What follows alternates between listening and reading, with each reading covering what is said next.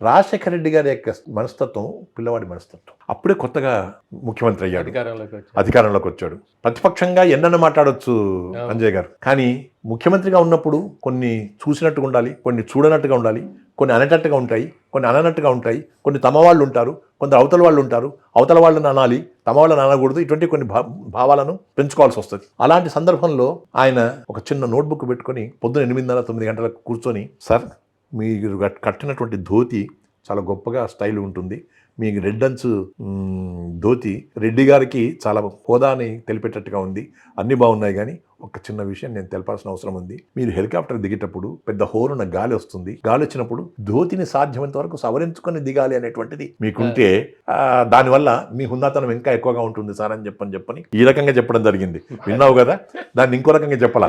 మీ ధోతిని సవరించుకుంటూ మీరు దిగినట్టయితే దాని హుందాతనం చాలా గొప్పగా ఉంటుంది సార్ అని చెప్పని మీకు అర్థమై ఉంటుంది. ఆ రకంగా చెప్పేస్తే ఆయన ఎంత నవ్వేసేసి నర్మగర్భంగా దాన్ని నోట్ చేసేసుకొని, వాళ్ళు చెప్పావయ్యా నువ్వు, బాగుంది, ఇది అవసరం నిజంగా రమణ అని చెప్పని ఆ రకంగా చిన్న విషయాల దగ్గర నుంచి పెద్ద విషయాల వరకు కూడా ఆయన అన్ని కూడా రమణ గారిని కనుక్కోవాలి, చేయాలని చెప్పని ఎంతో ఆప్యాయతతో ప్రేమతో ఉండేటువంటి రాజశేఖర రెడ్డి గారికి